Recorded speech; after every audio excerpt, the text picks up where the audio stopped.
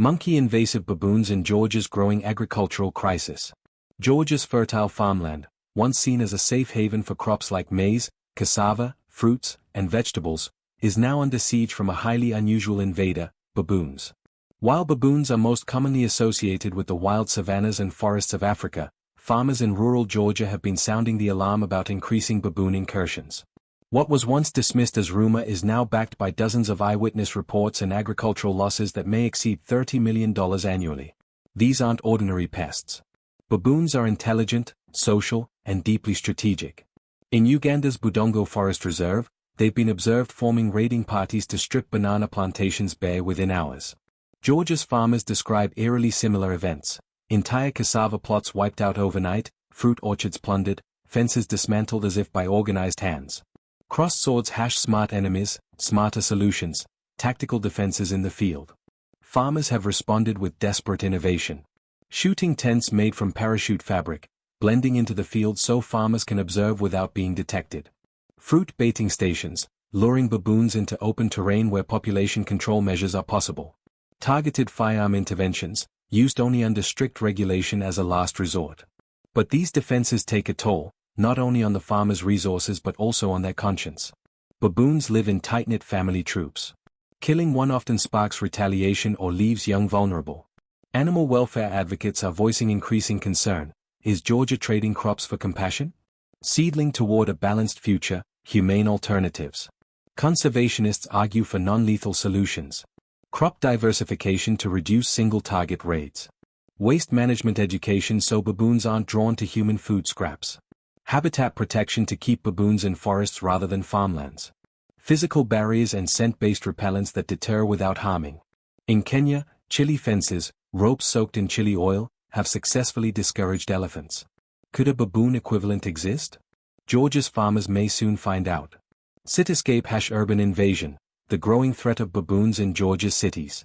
By 2022, an estimated 500 to 1,000 baboons had infiltrated urban neighborhoods in Georgia.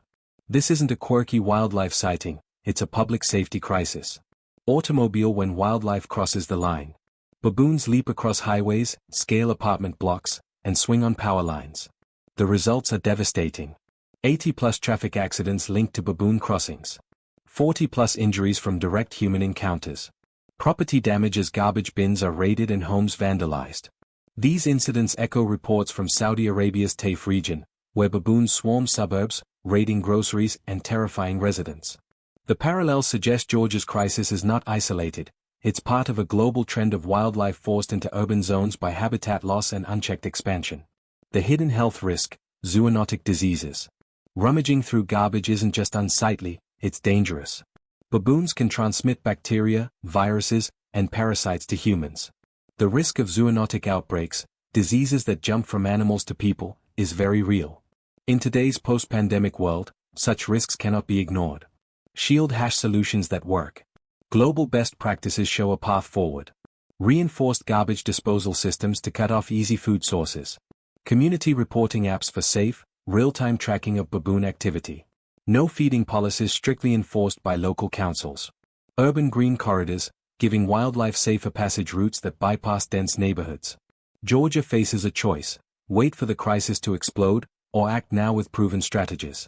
Paw prints bobcat boom, livestock losses and the battle for balance.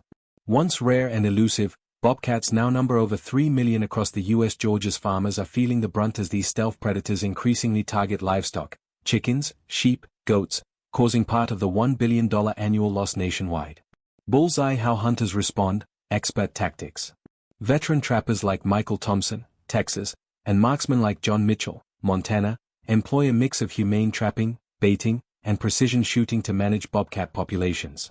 Thompson's camouflaged foot traps secure bobcats without injury, while Mitchell's scouting and distress calls bring the cats into the open. Their work removes nearly 500,000 bobcats annually. But critics ask, at what ecological cost? Scales / balancing predators and prey. Bobcats play a role in controlling rodents and small mammals. Overculling risks triggering rodent population explosions, harming crops in a different way. Dog non-lethal alternatives. Livestock guardian dogs like Anatolian shepherds, proven to deter predators. Motion sensor lights and alarms. Reinforced enclosures. Habitat restoration to ensure bobcats have prey in the wild. The challenge is to protect farms without destabilizing ecosystems. Elephants in Georgia? Fact versus fiction. Reports of 10,000 wild elephants in Georgia and Idaho are not only false but logistically impossible. Elephants are not native to North America. Conservation bodies confirm no wild populations exist outside Africa and Asia. This myth likely arose from confusion with wild boars, which do cause immense damage. Still, it raises an important lesson: sensational claims distract from real threats. Wild boars, a global agricultural menace. Unlike the elephant myth, wild boars are very real and very destructive. Across the globe, they cause $20 billion in damages annually. $2 billion in Europe. $2 billion in Asia. Billions in the US, including Georgia. Track to the invaders among us. Wild boars reproduce at shocking rates, 2 liters a year, with up to 5 piglets each. Their spread to 35 US states has overwhelmed ecosystems and farmers alike. Ambulance road hazards. In the US alone, 100+ annual traffic accidents are tied to wild boars. Globally, thousands more. Ray gun fighting back, modern control. Night hunts with rifles and spotlights. Boar buster traps, capturing entire sounders with live monitoring. But hunting alone cannot solve the crisis. Smarter solutions. Reinforced fencing systems around farms. Habitat restoration, drawing boars back to wild zones. Community response networks for early detection. Globe showing America's solutions, ethical and sustainable wildlife management. At the core lies a moral question: do we fight invasive species with bullets, or with brains? Ray gun the lethal approach.